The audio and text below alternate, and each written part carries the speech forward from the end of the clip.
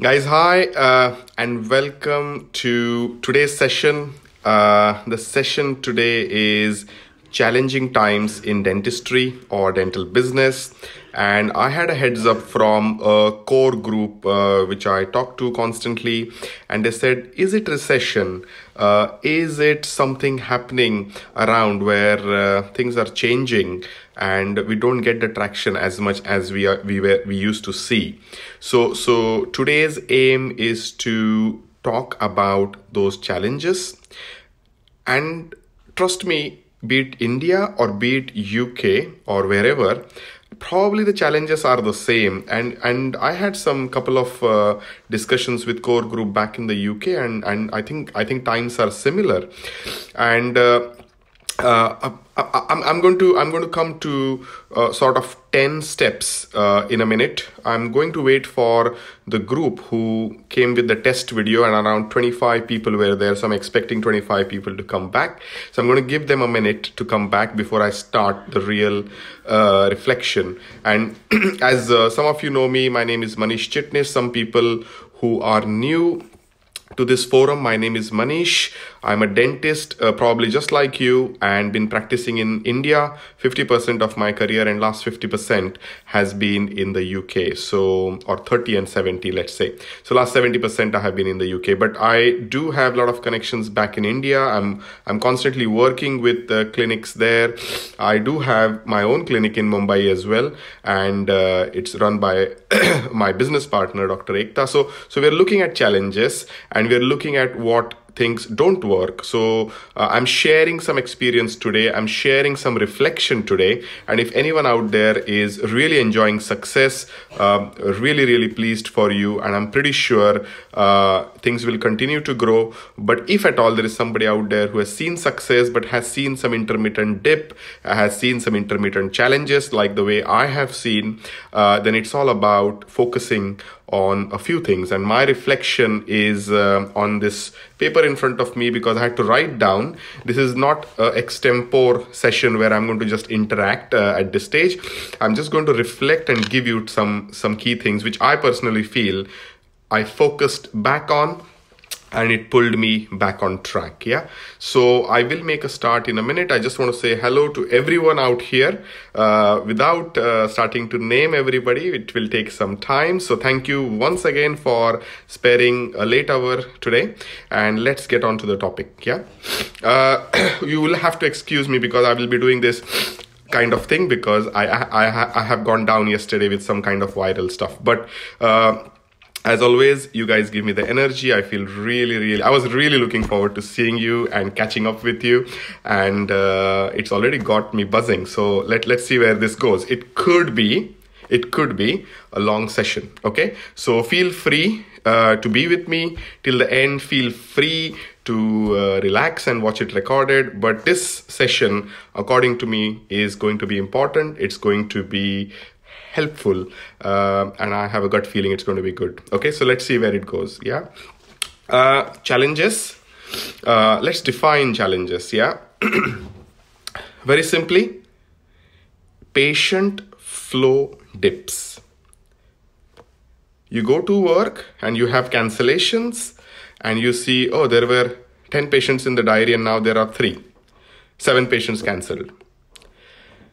You look at the end of the month and you suddenly think, I made nothing. The income has just dropped. Suddenly, 2 staff members left and I'm left with no nurse. What do I do? It's end of the month and I don't even have money to pay the rent to the shop owner. I'm suddenly losing confidence because I've done my last implant 7 months ago. I haven't converted for 1 dental implant and I'm struggling. I don't know why people don't take treatment plans, the big treatment plans. So there are lots of challenges we go through constantly, but I think the top key ones are no money in the bank and no patients sitting in the chair, or less patients sitting in the chair. Yeah. And I'm going to address these 2 top challenges because there is peace of mind if there are enough patients keeping you busy, and there is peace of mind if there is some money in the bank to pay your bills and take some money home. Let's agree. If you guys agree these are the two top challenges, then just do a like so I know we are interacting and there is some listening out here. So if you feel that top two challenges are some money left in the bank and I want to have a busy diary, just keep giving some likes in there. Okay, good to see Sandeep, one of our mentors here. I need to mention, great entrepreneur out here who has done huge amount of work. Sandeep, someday if you're watching this, we would love you to share your journey here on this forum. So good to see you tonight. So let's get going with a story of, I have his permission to say this. His name is Mr. Aubrey Smith. Yeah, I met this gentleman on a networking forum, and this story is really nice to listen to. It just energizes me of what people do. Yeah, this gentleman I met on a networking forum, very charming personality, a very friendly guy, and what he does for living is he's an audiologist. Yeah, and what he has started is he actually checks people's hearing. He does wax removal. He does initial diagnosis to signpost people to consultants, and he does mainly commercial businesses making hearing aids. Yeah. So I met the gentleman on networking forum, and I'm telling the story for a reason, because that's my first focus, number one focus going forward in challenging times. And if you are not doing this thing, which Aubrey Smith does, then this is something to listen to. Okay. So the thing is, similar height like me, good personality, charming individual, speaks really nicely, has a lot of humor in when he speaks. So almost like he will make a friend very quickly. And I sort of started liking him within one or two occasions. And I said, so how is your business? And he says, I'm really enjoying it because I have time in hand. And I said, what do you mean by that? And he said, I spend a lot of time with my customers and I enjoy talking to them. And I really enjoy changing their life. So I do limited work in the day. I'm 60 and he's 60 and he's very fit. And he has a clinic at the back of his house. And I say, wow. And what do you mean by you have less patients, or what do you do and when did you start? And he said, I started 6 months ago. So I said, this man is 60. He started 6 months ago in a new field, which he trained himself because he was an ex-army.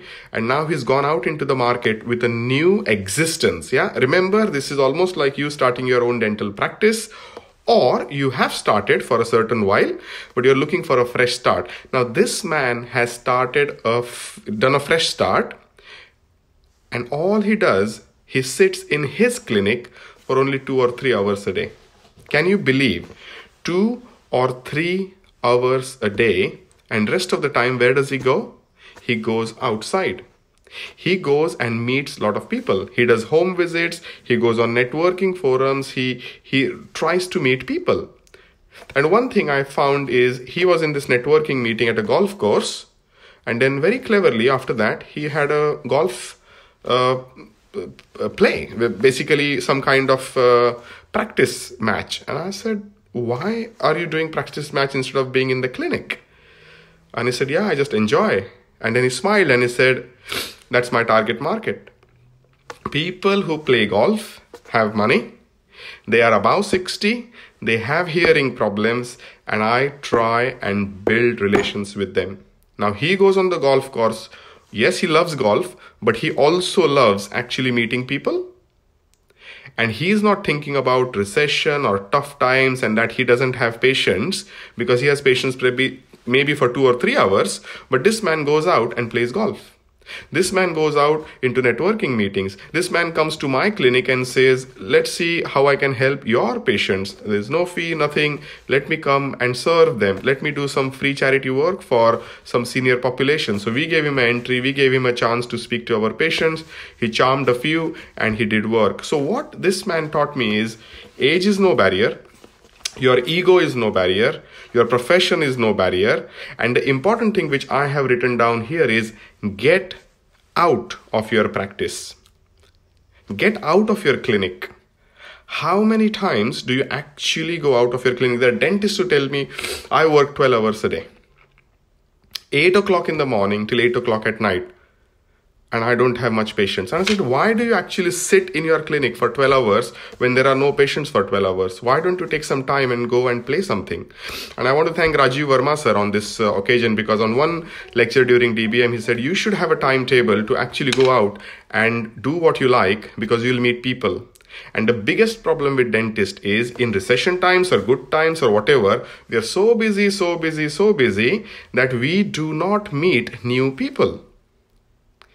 And I've told myself I need to start meeting new people. I'm 23 years into practice. God has been great. Hard work has been there. But if I lose out on new connections, new people, new sort of relationship building, there will be recession. Who hits recession?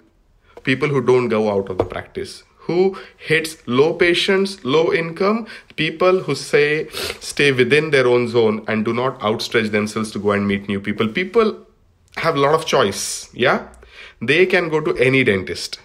Why would they come to you? They come to you because they like you. Why would they like you? Because you met them, you spoke with them. Yeah, so I think the first thing is, if you're not going out of your practice, make some time to just get out of the practice. And Aubrey's example of playing golf, going for swimming, doing activities outside the zone is amazing at his age, because he is making money, and he's making money because he's building relationships. So build those relationships. That's one.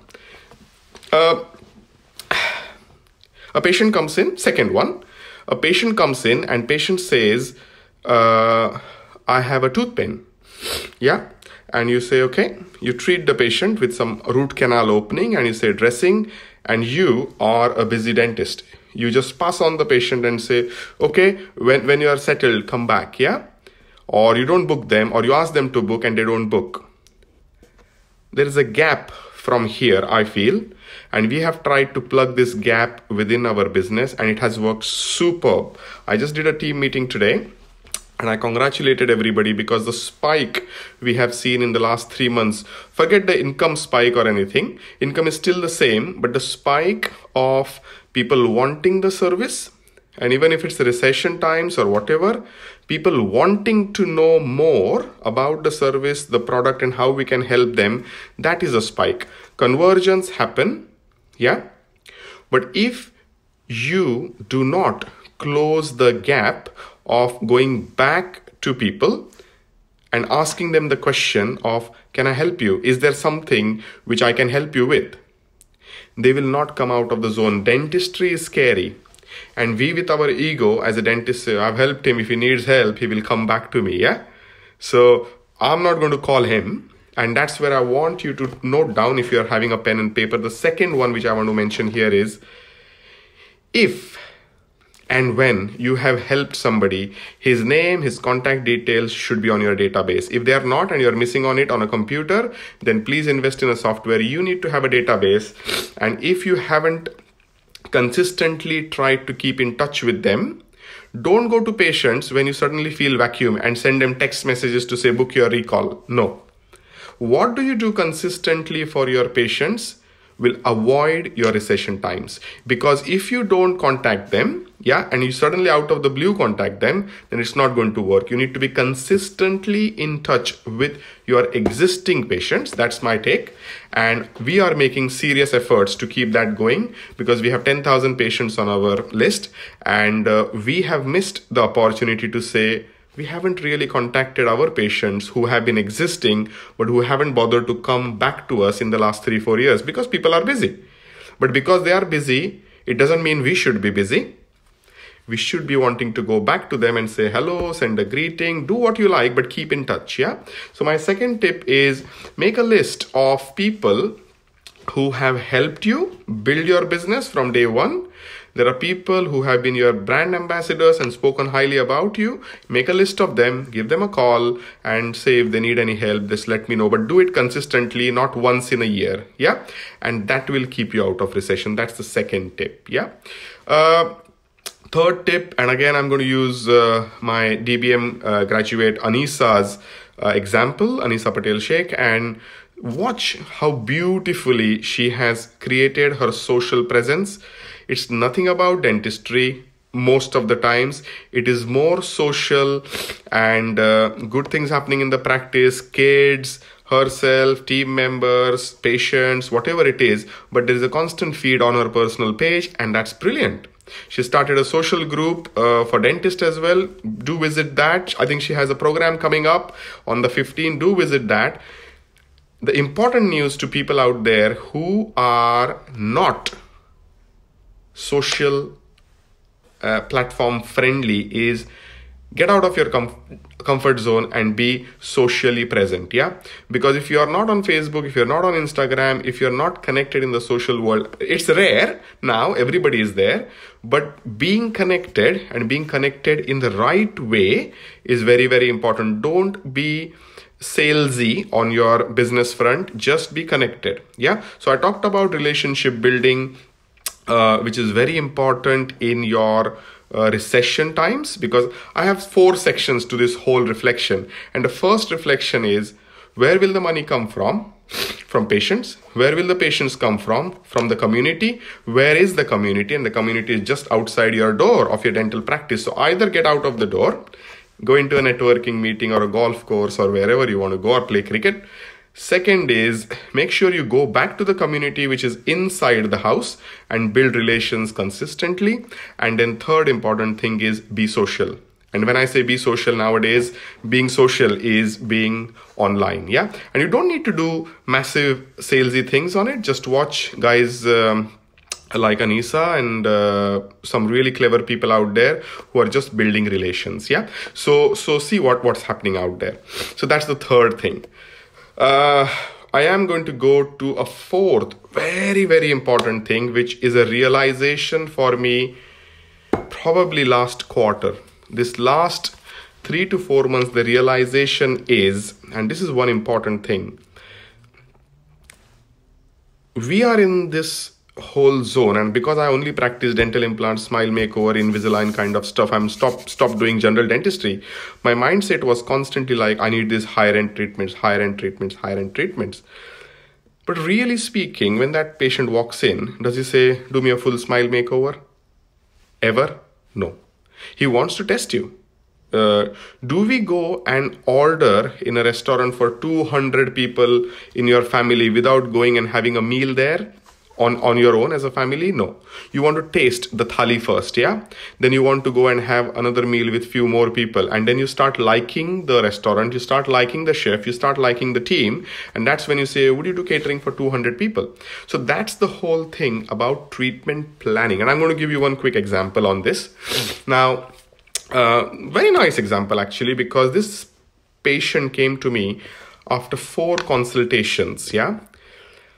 And she came to me actually for dental implant in the anterior zone for the lowers. And I said to her, okay, I'm going to help you. But can I look at what has happened in the past with 4 dentists? Because I already had got heads up from my coordinators and the referrer dentist to say, it's a tough cookie. Beware, you can be in trouble. And when something like this comes in, I'm really excited because I like that challenge to convert the patient and have him on board when it's a tough cookie. And this lady came in and almost like, like a volcano, boop. She just started blah, blah, blah, blah, blah, blah, blah for 15 minutes. Dentist 1, dentist 2, dentist 3, dentist 4, and talking exactly what we don't want to hear about our fraternity and about our colleagues. And the whole idea was everybody's out there to rip me off. I think I'm not going to go through this and it's too much money and blah, blah, blah, blah. And I said, okay, fine. Let us look at things in perspective. I just need one X-ray just to check what's going on with your tooth. And let's discuss how the implant can be done. So in my head, it was she needs an implant, yeah?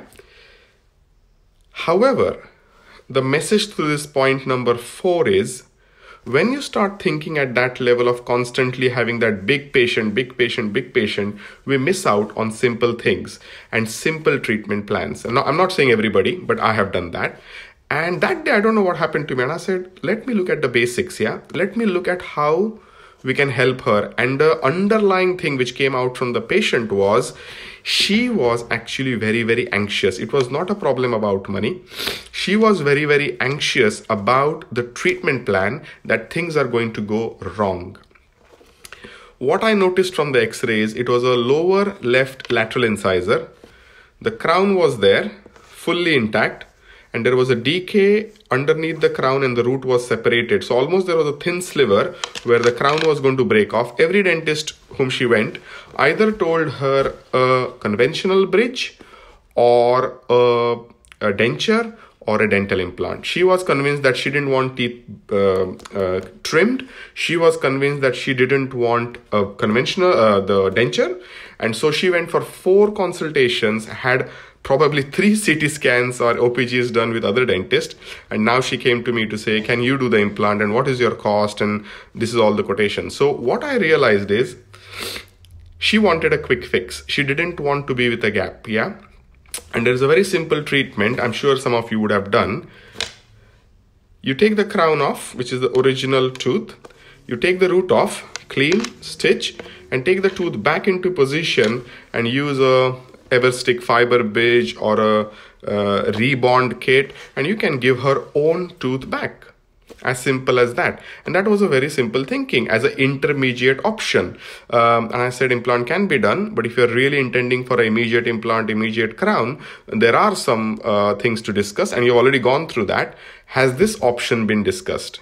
And her eyes went like boom. Yeah. And she said, you're the first dentist who said this. So you can actually take the tooth out, you can actually fix it back on the same day, you can stitch, you can close, and this tooth, my original tooth, can stay in my mouth looking exactly the way it looks without changing things. So I said, yes, that's possible. And suddenly she said, that's it. And people had told me she's going to take hours and hours of your time. She's not going to actually settle for the option. She will waste your time.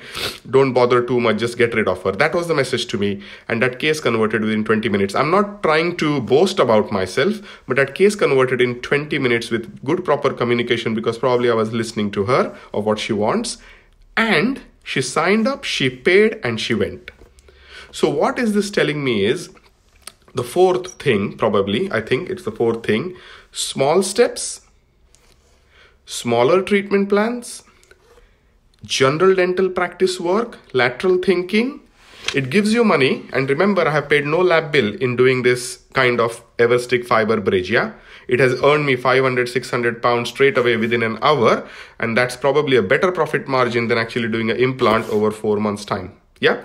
So suddenly the patient is happy, small work, quick work, immediate results, patient happy, and I'm sure she will refer more work after that because the trust is there. Somebody wanted 2,500 pounds for the implant, and I've sorted her within 500-600. So sometimes getting into what the patient wants or smaller treatment plans in the recession times, that's what going to help. It's not about recession times, it's about treatment planning, but lateral thinking on treatment planning, will that happen? Because we are not broadening our zone. I go to a lot of dentists for auditing and coaching and seeing, and they're all thinking I want to sell this high-end item. But I think there is really, really good profit margin and work satisfaction in smaller treatments ranging from simple fillings, aesthetic work, composite work, and it's brilliant. Yeah. So if there is somebody who's trying to reach the high end but missing out on smaller treatment, just be aware that you're missing something out there. Okay. Let's go to one important thing, probably number 5. I'm just going to check. Yeah, the audience number is great. I just want to check if I'm audible, if this is resonating with you, if this is helping you, if you can give some likes and some hugs. Until then, I'm going to sip a little bit of tea because my voice is cracking a little bit. So if you're happy, if it's going to what it's resonating, just give me some likes and hugs. Thank you.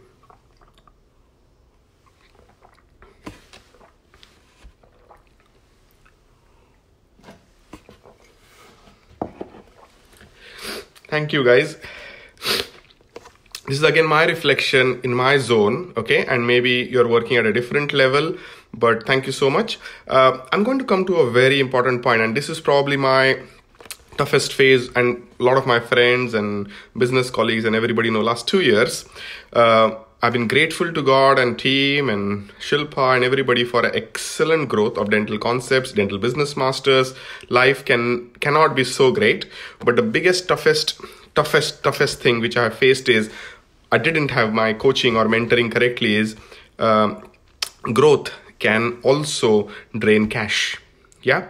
So if you are one person out there, and I know several colleagues who have practice worth in Indian terms 15 lakh rupees per month and 12 lakh rupees per month and 25 lakh rupees per month, and it's unheard money. I'm like, oh wow, yeah, great.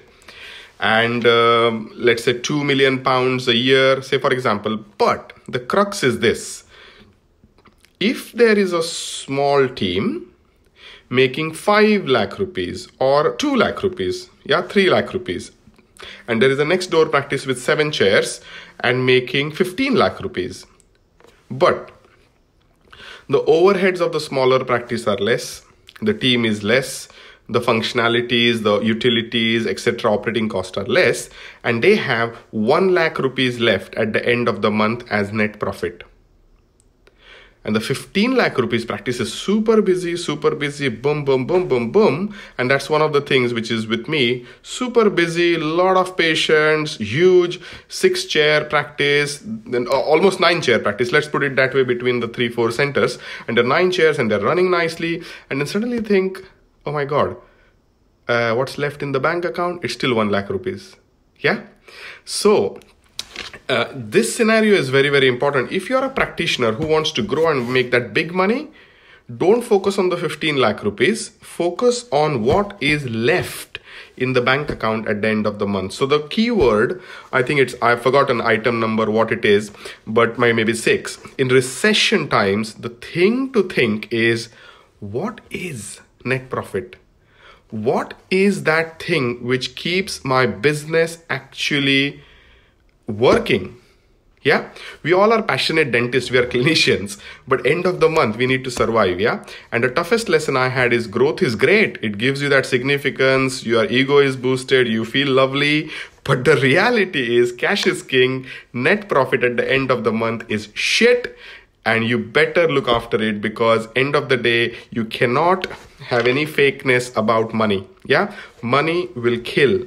If you're doing a treatment, and a very important message here is, as dentists, we want to be kind people. We want to be nice. We want to be loved by our patients. And sometimes you have this small buccal filling to be done after you have done 6 or 7 crowns. And this is me. And I would say to my patient, that's okay. Don't worry. I'll just do this for you. How many times do you do that?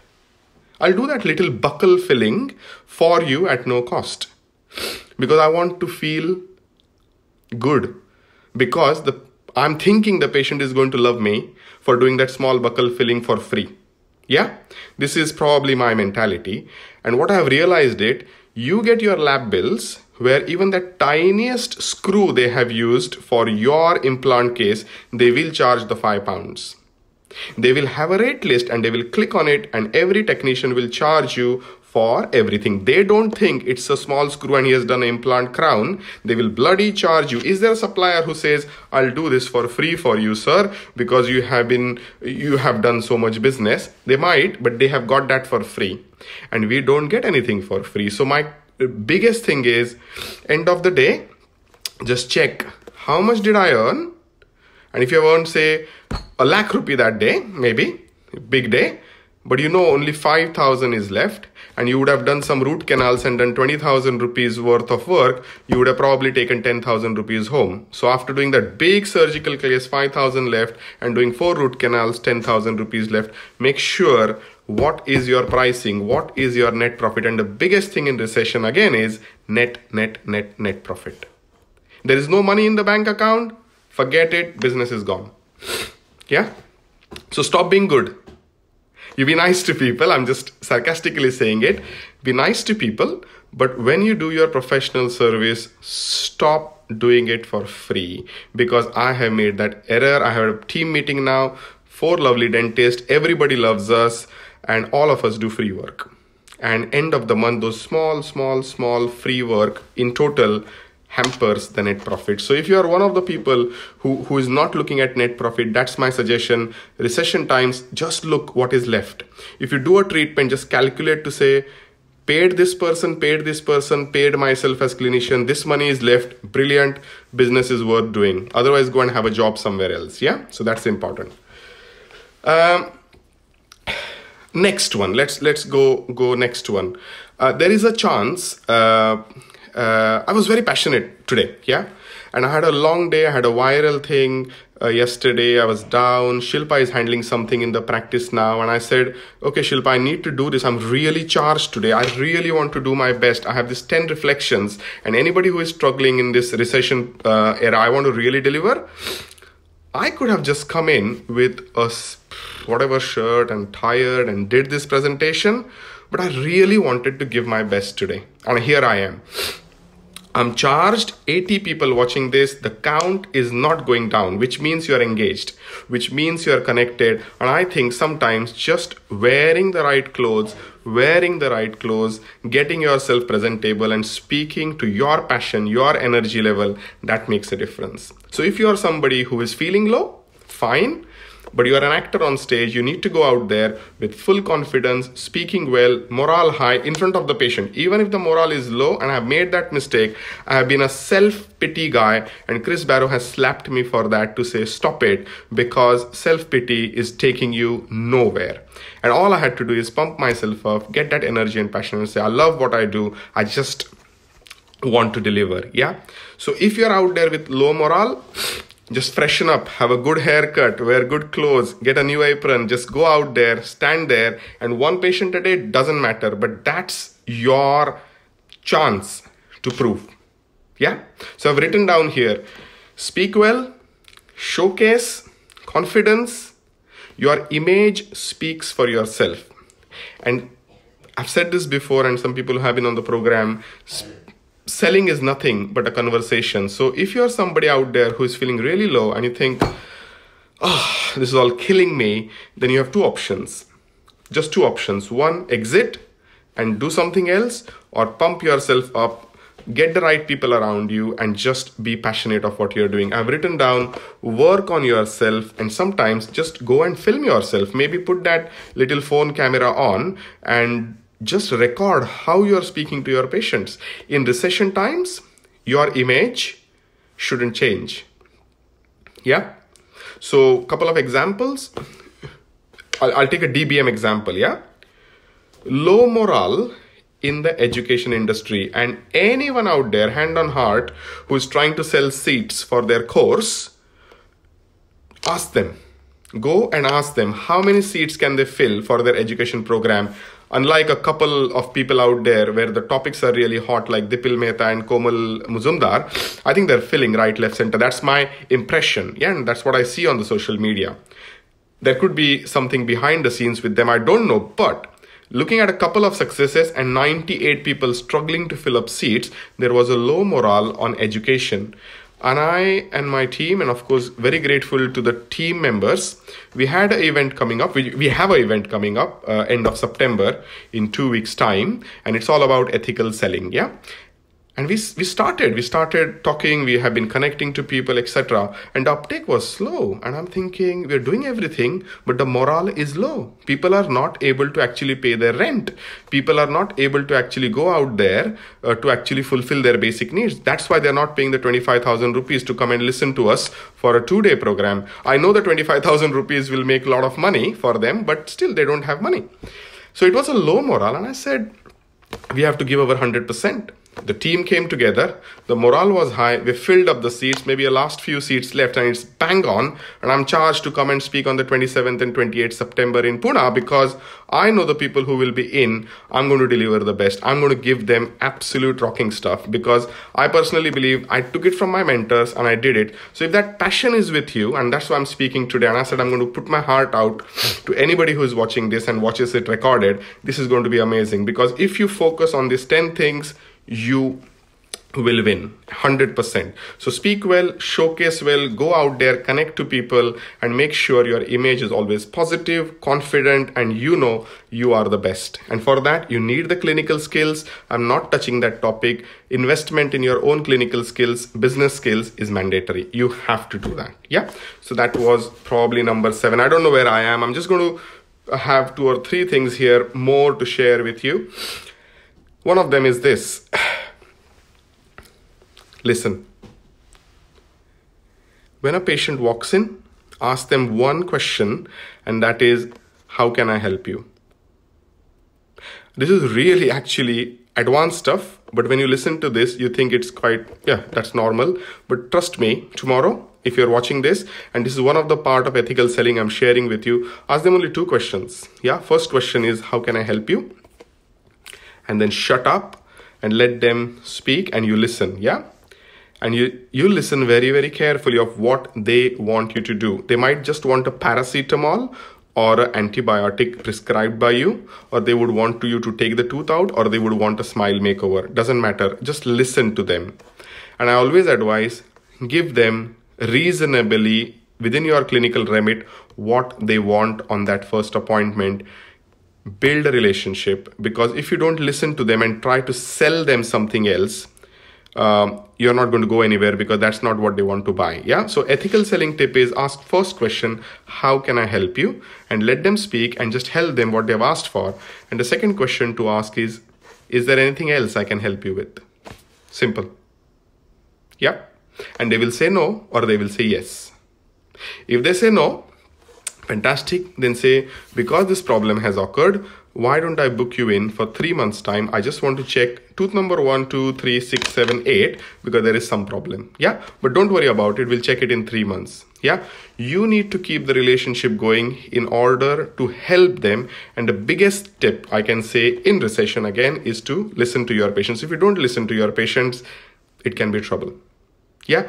And most of the dentists make the mistake. They don't listen. They say what they want to say, because in their head, they're calculating, if this case converts for a bridge, if this case converts for a makeover, orthodontics, implants, I'm going to make more money.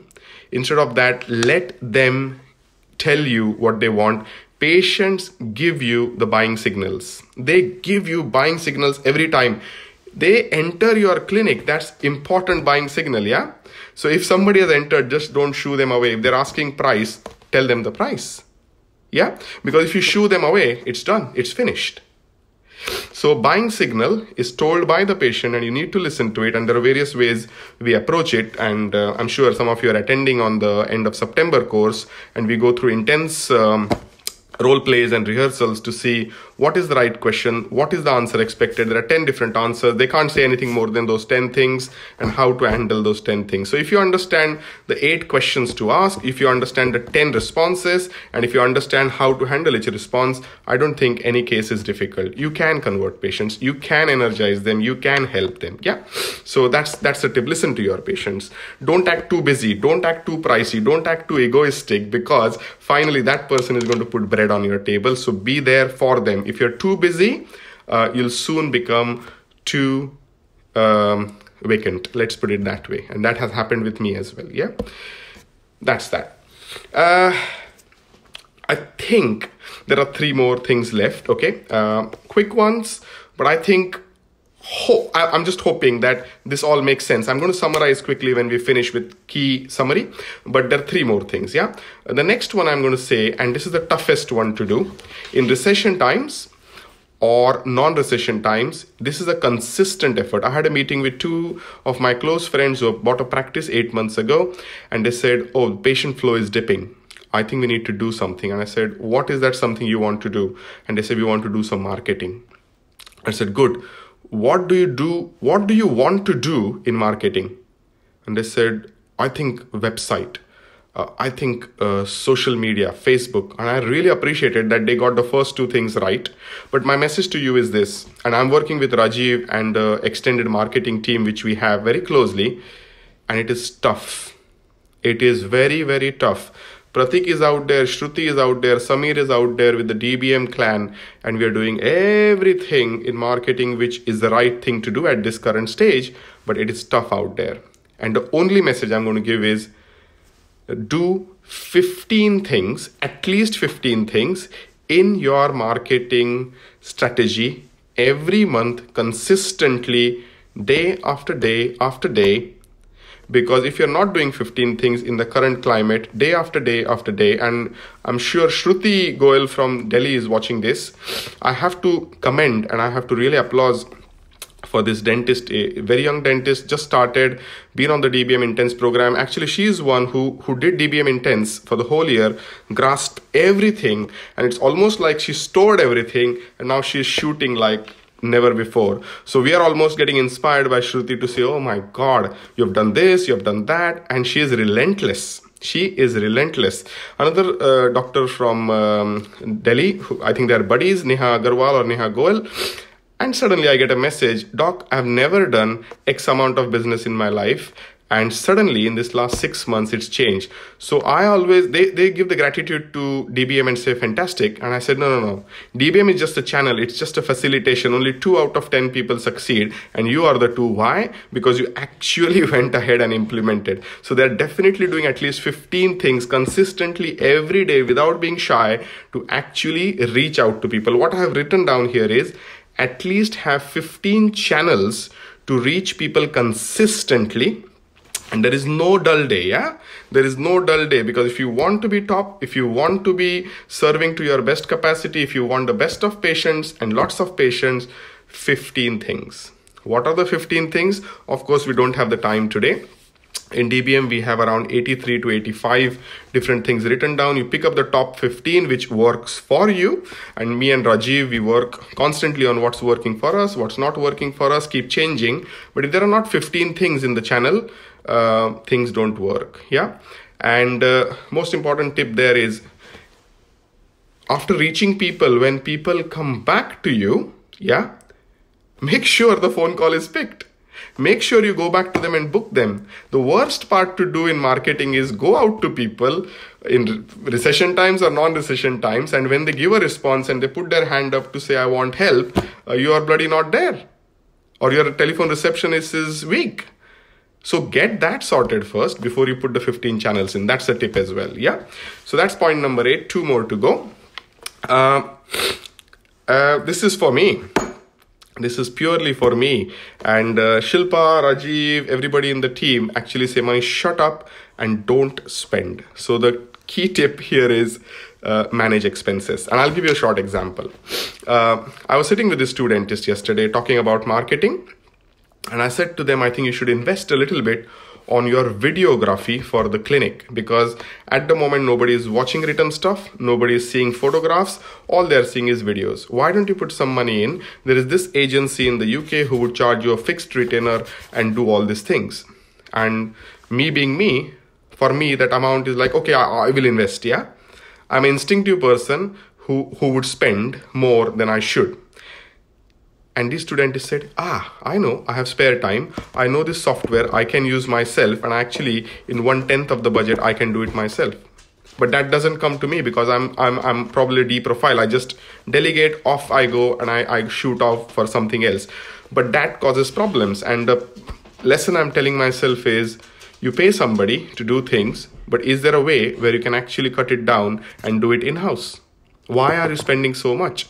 So in recession times, very, very importantly, why are you going to exhibition and buying those root canal gata parcha packets because they are in bulk?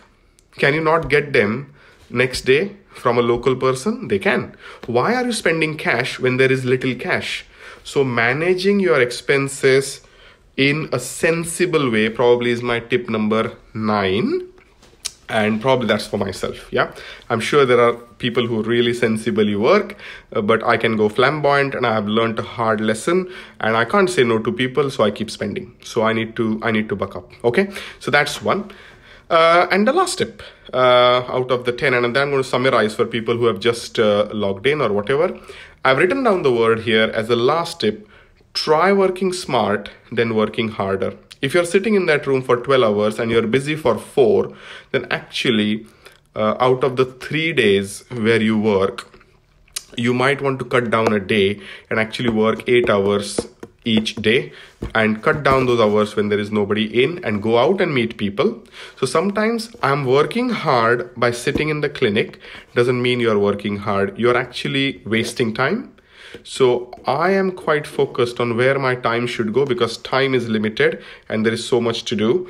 And I have messed up. I have messed up with a lot of people saying, I'll call you, I'll do this, I'll do that. And nothing happens because I've spread myself too thin. And the realization is in recession times or in good times, whenever, you need to have some clear focus. You need to have a certain things to do and your focus should be there. Work smarter towards that and enjoy the rest of the time. Don't unnecessarily burn yourself out. And dentistry is very, very stressful and you can burn out very, very soon. Yeah. So I'm going to say the last tip is work smarter more than harder. Yeah.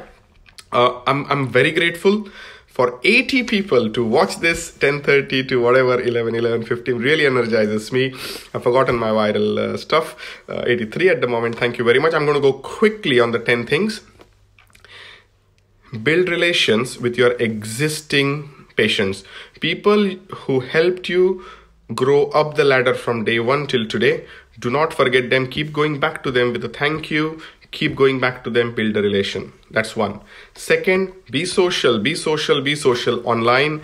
Times have changed. If you're not there in the face of people, because nobody is looking at each other, looking at their phone. And if you're not on that phone, on your Facebook and Instagram feed, you're lost. Be there. Third, get out of your practice. Whenever you get a chance, there is no patient, just have a walk out, meet different businesses, meet some people, go out for a game, just be there out there. Number 5, speak well, showcase, be confident, keep your morale high. Even if there is one patient, that's your stage show. You are the actor. If you impress him, you'd never know what's coming up next from him. So if it's one patient, it's not his problem, it's your problem. Be at a very high morale. Yeah. Number 6, net profit, cash is keen. Do not look at top line. Keep looking at your what's left in the pot and not like I earn 15 lakh rupees, but 1 lakh rupees is left.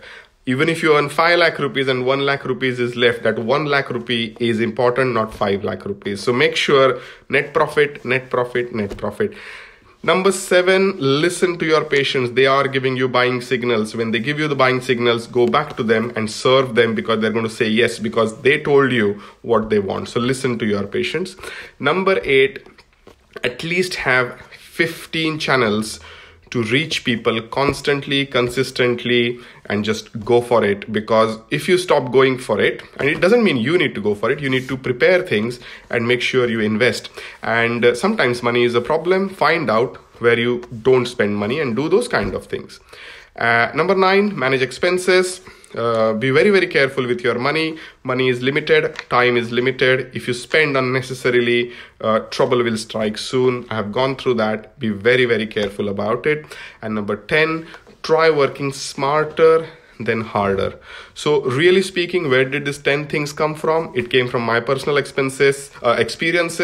It might resonate with you. It might not resonate with you. But if you feel that this session has helped, and it has energized you, I'm going to definitely invite you. I'm going to use this opportunity to say, come and see me on the 27th and 28th September in Pune city. I'm teaching 2 days of ethical selling and I'll guarantee you'll make 10 times more money than what you invest.